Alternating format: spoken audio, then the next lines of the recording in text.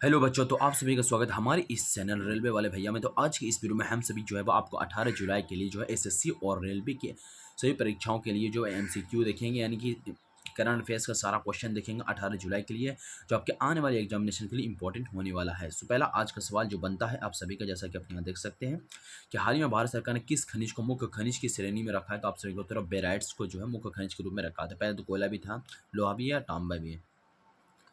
ठीक है, आपको बता दें यहाँ जैसे आप देख सकते हैं और डी विश्लेषण में कि भारत सरकार ने बेराइट्स, फेलिस्पेयर, माइका और क्वार्टेज को अब प्रमुख खनिजों की श्रेणी में रखा, जिससे इन पर राष्ट्रीय स्तर पर अधिक नियंत्रण और नियमन हो सकेगा। ठीक है, अगला सवाल बनता है आप सभी का,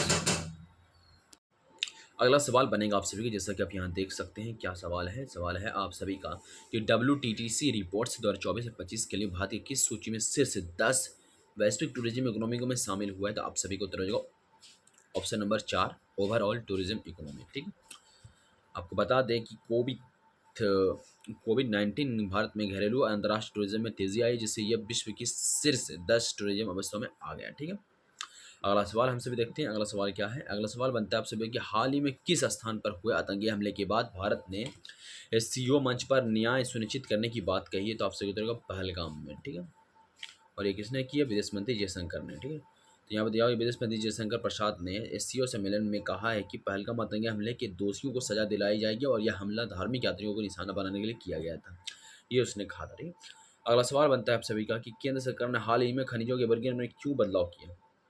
ऑप्शन नंबर सी इसका उत्तर हो जाएगा स्वच्छ, यानी कि स्वच्छ ऊर्जा और नई तकनीक की मांग को ध्यान में रखकर। ठीक है, अगला सवाल बनता है जैसे कि आप यहाँ देख सकते हैं। अगला सवाल बनता है किस पीसीयू को बिना सरकार की पूर्ण अनुमति के 7,000 करोड़ रुपए के नवीनीकरण ऊर्जा निवेश की मंजूरी मिली है। तो आप सभी को उत्तर होगा एनएलसी इंडिया लिमिटेड। ठीक है, एनएलसी इंडिया लिमिटेड। ठीक है, इसमें क्या दिया हुआ है कि कैबिनेट ने एनएलसी इंडिया लिमिटेड और उसकी स्वामित्व वाली एनएलसी इंडिया रिन्यूएबल लिमिटेड में 7,000 करोड़ तक पेरियर अप्रूवल के बिना निवेश करने की अनुमति दी है। इससे 10 गीगावाट ग्रीन एनर्जी को तेजी से बढ़ावा मिलेगा। ठीक, अगला सवाल देखते हैं हम सभी। अगला क्या है। अगला सवाल बनता है आप सभी का कि आर्थिक सलाहकार परिषद EAC-PM ने 2025 और 26 के लिए भारत का आर्थिक वृद्धि दर कितनी रहने की उम्मीद जताई। तो आप सभी को 6.5 रहने की उम्मीद जताई। ठीक है, ठीक है, और इसका व्याख्या क्या बने जैसे देख लेते हैं। तो व्याख्या में क्या देखो, EAC-PM के चेयरमैन ने कहा है कि भारत की अर्थव्यवस्था मौजूदा वित्तीय वर्ष में 6.5% वृद्धि दिखाई जाएगी, जबकि वैश्विक व्यापार अनिश्चितियों का असर कम रहने की उम्मीद है। ठीक है, अगला सवाल बनता है आप सभी, जैसा कि आप यहाँ देख सकते हैं कि किस राज्य में बैंक 17 जुलाई 2024 को विशेष अवकाश रहेगा, क्योंकि यह एक स्थानीय स्वतंत्रता सेनानी की पुण्यतिथि पर आधारित है। आपसे उधर मेघालय। ठीक है, मेघालय में के राज्य के है और मेघालय में बांग्स यू ट्रिंग सिंह की पुण्यतिथि कारण 17 जुलाई को बंद रहेंगे, और जो है वो RBI की जुलाई की बैंक हॉलीडे सूची में शामिल भी है, याद रखना। ठीक है, अगला सवाल बनता है आप सभी, जैसे कि आप यहाँ देख सकते हैं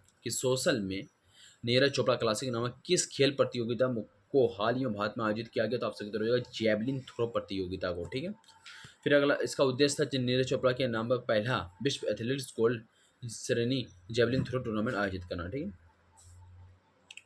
फिर अगला सवाल बनता है कि कैबिनेट कमेटी ने किस PSU को 7,000 करोड़ तक निवेश के लिए प्रायर अप्रूवल की छूट प्रदान की ताकि वह 10 गीगावाट ग्रीन एनर्जी लक्ष्य तेजी से पूरा कर सके। तो आप सभी को उत्तर हो जाएगा यहाँ पे एनएलसी इंडिया लिमिटेड। ये क्वेश्चन रिपीटेड है, थोड़ा सा ये क्वेश्चन को अलग भाषा में पूछा गया है। अगला सवाल बनता है आप सभी को, जैसा कि आप यहाँ देख सकते हैं कि अमेरिका अगस्त 2025 की नई रेसिप्रोकेसिटी टैरिफ्स लागू करने से पहले भारत के साथ कौन सी सौदेबाजी तेजी से करना चाहता है। तो आपसे BTA, यानी कि बैरिटरल ट्रेड एग्रीमेंट। ठीक है, अमेरिका राष्ट्रपति ट्रम्प ने संकेत दिए थे कि भारत के साथ BTA अगस्त से नए ट्रैफिक रूल होने से अंतिम रूप ला सकता है। ठीक है, अल्हम्दुलिल्लाह। अगला आपका जो 11वां नंबर क्वेश्चन बना है कि भारतीय संसद का मानसून सत्र इस बार कब से शुरू हो रहा है, ये आप सभी को बताना। तो आप सभी को 21 जुलाई को जो है भारतीय संसद का मानसून सत्र शुरू हो रहा है। ठीक है, आपको बता दें मानसून सत्र जो है 21 जुलाई से लेकर 21 तक चलने वाला है, और ये पहला सत्र है जो ऑपरेशन सिंदूर पहलगाम हमले के बाद हो रहा है। ठीक है, अगला सवाल बनता है आप सभी, जैसे कि आप यहाँ देख सकते हैं कि EAC-PM ने 2025 और 26 की भारतीय अर्थवृद्धि में कितने रहने की संभावना जताई। तो आपसे 6.5। ठीक है, तो EAC-PM के अनुसार वैश्विक अवस्थिरताओं के बावजूद भारत की वृद्धि पर 6.5 रहने की अनुमति है। ठीक, अनुमान है। ठीक है, अगला सवाल जो कि रिपीटेड क्वेश्चन है, उसको मतलब थोड़ा सा पलट के पूछा गया कि किस राज्य में 17 जुलाई को स्वतंत्रता सेनानी यू टीरगोट सिंह की पुण्यतिथि के कारण बैंक बंद रहेंगे? तो आपसे उत्तर होगा मेघालय राज्य में ऐसा हुआ है। और आपसे को बता दें तिरुंग सिंह की पुण्यतिथि पर 17 जुलाई को बैंक बंद रहेंगे, जो आरबीआई हॉलीडेज की लिस्ट में भी शामिल है। ठीक है, ये भी क्वेश्चन रिपीटेड है, ज़रा आप देख सकते हैं, इसको पढ़ने से फायदा ना, आगे बढ़ते हैं। ये भी क्वेश्चन रिपीटेड है। अब ये वाला क्वेश्चन देखते हैं, अगला क्वेश्चन कि भारत में सबसे पहला राज्य कौन सा बना जिसने कच्चा तेल उत्पादक होकर उससे लाभ कमाया? तो आपसे रहेगा आसाम ऐसा राज्य बना। ठीक है, अगला सवाल बनता है आपसे भी, जैसा कि आप यहाँ देख सकते हैं कि ग्रीन हाइड्रोजन सम्मेलन 18-19 जुलाई को कहाँ आयोजित होगा? तो आप सभी को उत्तर हो जाएगा, ये जो है वो SRM और विजयवाड़ा। ठीक है, SRM विश्वविद्यालय आंध्र प्रदेश विजयवाड़ा में। ठीक है,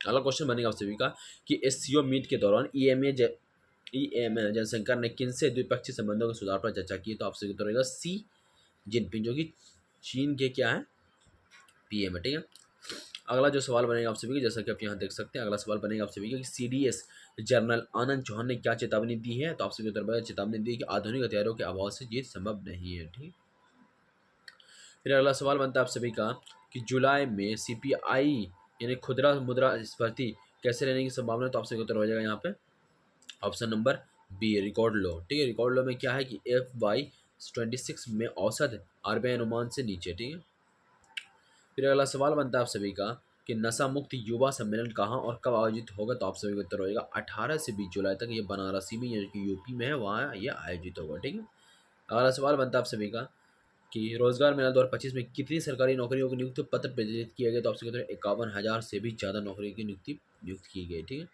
अगला सवाल बनता है कि नीरज चोपड़ा क्लासिक पहली बार भारत में कब हुआ? तो आपसे उत्तर रहेगा 5 जुलाई 2025 को जो है भारत में पहली बार जो है वो नीरज चोपड़ा क्लासिक हुआ। ठीक, फिर उसके बाद आज का फ्रेश सवाल देखते हैं कि यकीन गांव किस राज्य में भारत का पहला डिजिटल नोमैड बिला घोषित हुआ? था आपसे उत्तर हो जाएगा ये जो है आपका सिक्किम में है। ठीक, याद रखना है, यत्किन गांव जो है सिक्किम के पखयोंग जिले में नोमाड सिक्किम पहल के तहत डिजिटल इंफ्रास्ट्रक्चर व होम स्टे सुविधाओं के साथ विकसित किया गया है, याद रखना है। ठीक है, अगला बनता है आप सभी का कि RPF यानी कि रेलवे सुरक्षा बल की पहली महिला डायरेक्टर जनरल कौन बनी है? तो आपसे उत्तर होगा सोनाली मिश्रा बनी है। ठीक है, याद रखना है।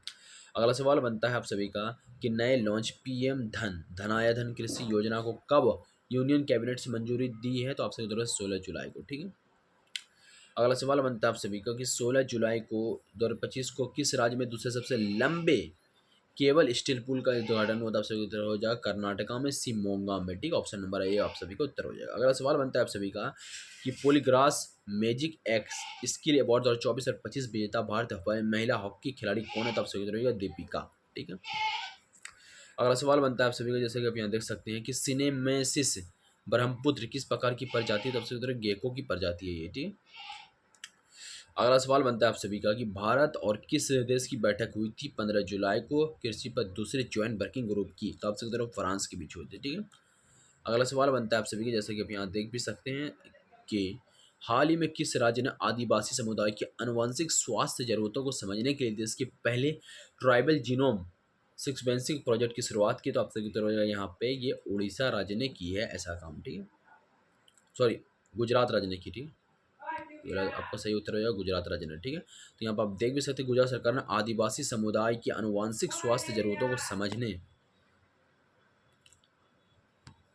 के लिए देश के पहले ट्राइबल जीनोम सिक्वेंसिंग प्रोजेक्ट की शुरुआत की। और गुजरात बायोटेक्नोलॉजिकल रिसर्च सेंटर द्वारा लागू इस परियोजना का उद्देश्य जनजातीय आबादी में आनुवंशिक जोखिमों की पहचान करना और व्यक्तिगत स्वास्थ्य सेवा में सुधार करना है। ठीक है, इसके तहत 17 जिलों में 2000 आदिवासी लोगों का जीनोम सिक्वेंस किया जाएगा।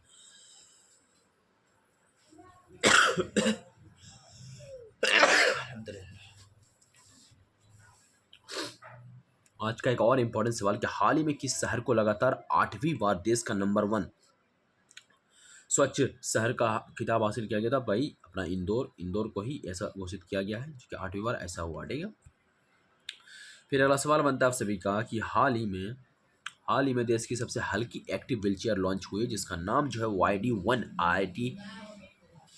YD1 नाम है। और किस आईआईटी ने इसे लॉन्च किया? तो आपसे उत्तर हो जाएगा यहाँ पर, जैसे कि आप यहाँ देख सकते हैं, IIT Kharagpur, IIT Bombay, IIT Madras. तो आपसे उत्तर हो जाएगा आईआईटी मद्रास ने यह काम किया बच्चों, ठीक है।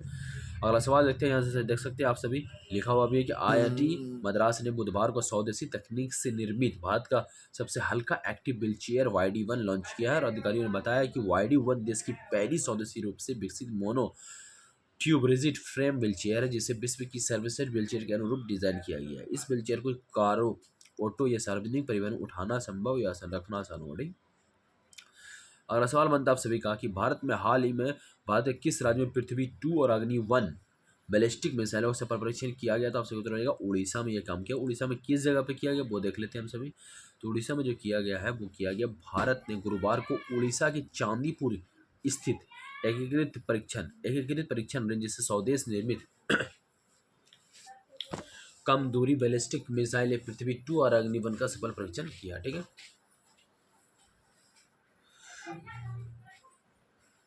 अगला सवाल फिर आपको देख लेते हैं, अगला सवाल क्या है। अगला सवाल बनता है आप सभी का कि हाल ही में किस भारतीय खिलाड़ी ने क्रिकेट के तीनों फॉर्मेट में 900 रेटिंग अंक हासिल करने वाले इतिहास के पहले क्रिकेटर बने? तो आपसे किंग कोहली ने ही ऐसा काम कर सकते, जो कि दोस्तों। फिर अगला सवाल बनेगा आप सभी, जैसे यहाँ देख सकते हैं कि हाल ही में यूके ने वोटिंग के लिए उम्र घटाकर कितना कर दिया गया था? आप सभी तरह 16 में यूके में जो है, यूके देश ने काम किया कि वोटिंग के लिए जो उम्र घटाकर कितना कर दिया, 16 उम्र की, ठीक है। सो आज के टोटल इंपॉर्टेंट सवाल थे करंट अफेयर्स के, जो कि 18 जुलाई के लिए बहुत ही ज़्यादा इंपॉर्टेंट सवाल थे, जो कि आपके आने वाले एग्जामिनेशन, चाहे वो एसएससी का MTS हो, एसएससी का CHSL होगा, या फिर दोस्तों CGL हो, या इसके अलावा आपका रेलवे का कोई सा भी एग्जाम हो, सभी के लिए इंपॉर्टेंट होगा। वीडियो में लास्ट तक बने रहिए और वीडियो को चैनल को सब्सक्राइब कीजिए और अपने दोस्तों के साथ शेयर भी कीजिए। तो मिलते हैं नेक्स्ट वीडियो, तब तक के लिए बाय दोस्तों।